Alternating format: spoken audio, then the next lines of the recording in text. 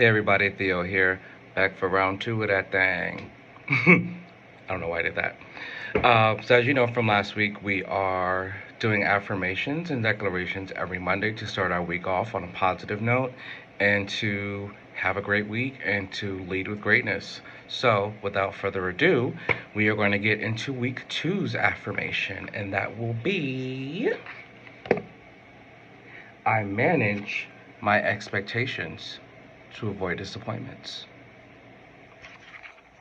First of all, I hope y'all liking my dashiki. It's a little wrinkled, but that's okay. It's a bad hair day too, but that's okay.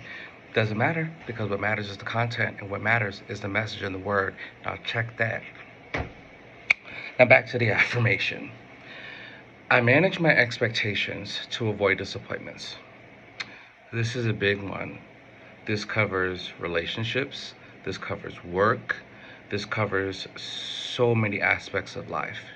So to keep it short and simple, I'll start with saying expectations are normal. Expectations are human. When you go to a restaurant and you spend money, you expect the food to be good. Otherwise, why would you spend money on it? I don't expect to spend money and the food is going to be trash. You know, if I go to Starbucks and I'm spending $6 for a latte, I expect the latte to be good, right? But sometimes it's not. And what happens? You're disappointed, right? So, what do you do in those situations? You say, "Hi, excuse me, I don't really like this, or something's a little bit off. Is it possible I can get something different?" Sure, no problem. Problem solved, right? Not a big deal. But in our personal lives, it's not that simple.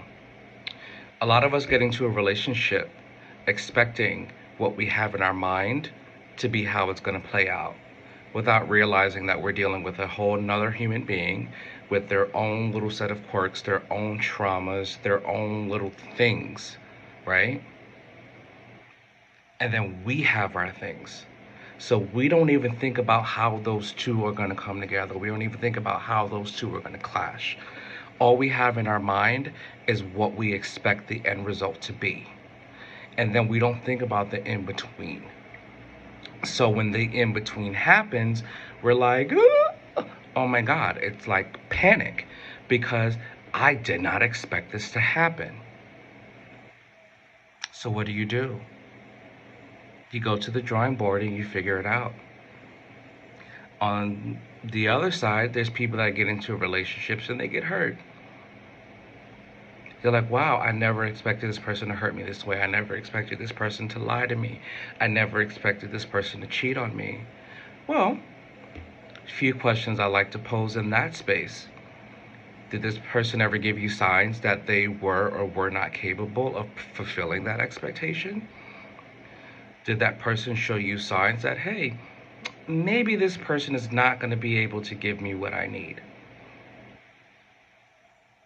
A lot of times we see it and we ignore it. But let's move into another space. Let's talk about friends. Let's talk about family.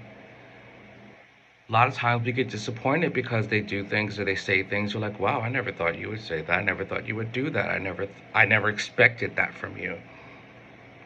And that's okay. And then sometimes we hurt ourselves over and over and over and over because we're like, wow, I never thought you'd do that to me. Okay, I forgive you. Let's come back and let's hug. And then the person does it again and again and again. And it's like you keep battling that person. Like, why do you keep doing this? Why do you keep doing this? Well, if this person has shown you multiple times that this is how they are, this is how they're wired, you're not managing your expectations because that person is showing you, hey, what you're expecting from me, I'm not capable of giving to you. Tie back into relationships. You're expecting me to be faithful, and I've shown you time and time again that's not something that I'm capable of. Our parents are imperfect, just as we are. They're still learning, they're still growing, they're still developing, just as we are. Our parents are going to disappoint us. It's going to happen. But you can either be, I hate to say the D word, which is delusional, but you can be delusional and keep forgetting what happened, what keeps happening, and keep throwing yourself in front of that moving car over and over and over again. Or you can say, this parent, this lover, this spouse, this coworker, this boss, this whatever you fill in the blank has shown me on multiple occasions that they're not able to provide or they're not capable of providing what I expect from them.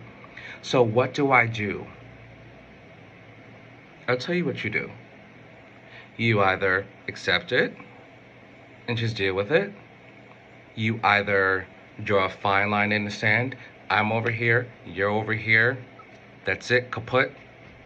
Number three, set some boundaries. Okay, I see this is who you are, but if we're going to continue to be friends, be in a relationship, whatever, I'm going to need some concessions in order for me to accept that you're not going to be able to fulfill all my expectations. Or four, you continue to live in Delulu land. It's really up to you. But at the end of the day, the. Sorry. Whew.